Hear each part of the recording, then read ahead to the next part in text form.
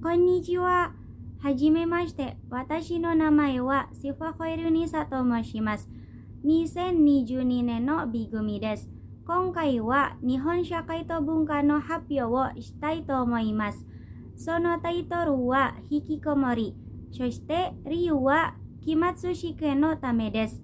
最後まで聞きくださると嬉しいです。よろしくお願いします。Baik, di sini saya akan menjelaskan tentang fenomena hikikomori di Jepang. Sebelumnya minasan tahu gak apa itu hikikomori? Jadi, hikikomori adalah keadaan di mana seseorang menarik diri dari lingkungan dan mengurung dirinya di dalam kamar selama 6 bulan berturut-turut atau bahkan lebih. Mereka tidak pergi ke sekolah, bekerja, atau yang lainnya dan hanya akan keluar jika mereka merasa harus makan dan ke toilet. Kebanyakan orang yang menderita hikikomori adalah para remaja dewasa yang berada pada kisaran usia 20-29 tahun. Namun ada beberapa kasus hikikomori diderita oleh orang yang telah berusia lebih dari 50 tahun. Fakta di lapangan juga menyebutkan jika dibandingkan perempuan, lelaki hikikomori jumlahnya 4 kali lipat lebih banyak. Hal yang lebih memprihatinkan lagi, banyak dari hikikomori merupakan orang yang cerdas dan memiliki kompetensi yang sangat baik. Lalu apakah hikikomori merupakan gangguan jiwa?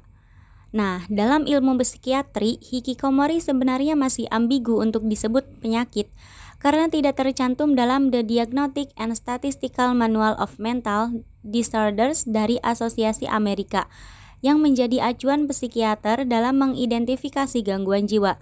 Dilansir dari Mayo Clinic, gejala hikikomori diketahui mirip dengan agorafobia. Nah, agorafobia sendiri adalah sebuah tipe gangguan kecemasan yang merasa takut dan sering menghindari tempat atau situasi yang dapat membuat seseorang panik dan merasa terjebak, tak berdaya atau memalukan. Lalu kenapa disebut hikikomori?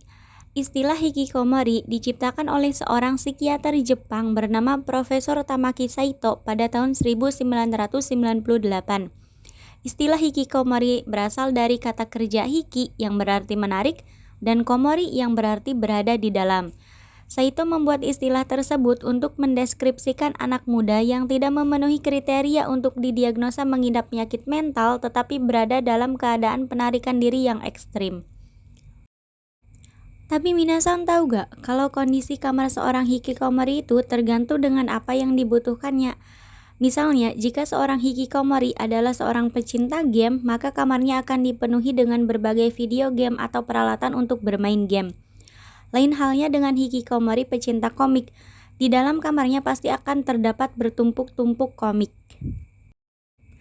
Selain itu, pada umumnya seorang hikikomori akan sangat marah jika seseorang yang tidak dia kenal masuk ke dalam kamar atau ruang jangkauannya.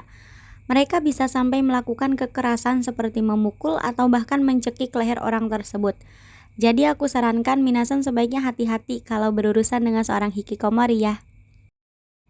Namun di balik itu semua, ada banyak faktor yang menyebabkan seseorang menjadi hikikomori. Di antaranya yaitu yang pertama depresi. Seseorang yang depresi akan merasa dirinya tidak berharga, tidak berguna, dan mengakibatkan dia akan merasa sedih dan takut untuk berinteraksi dengan orang lain. Yang kedua adalah korban pembulian. Seseorang yang mengalami pembulian dan mentalnya terluka akan menganggap jika dunia luar berbahaya, sehingga ia memutuskan untuk menarik diri dari lingkungan. Lalu yang ketiga ada tekanan kehidupan. Kehidupan sosial yang penuh kedisiplinan dan tekanan, tuntutan orang tua seperti dituntut harus masuk ke universitas yang mana.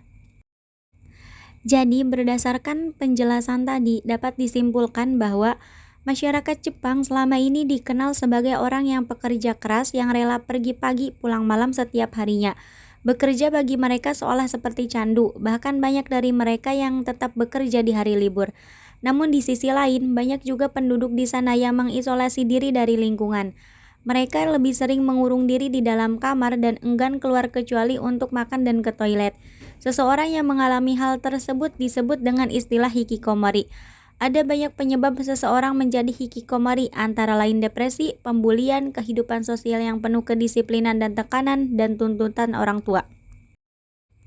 Dan ini adalah referensi yang saya gunakan untuk membuat materi tentang hikikomori ini. Sekian hapyo dari saya, kurang lebihnya mohon maaf. Arigatou gozaimasu.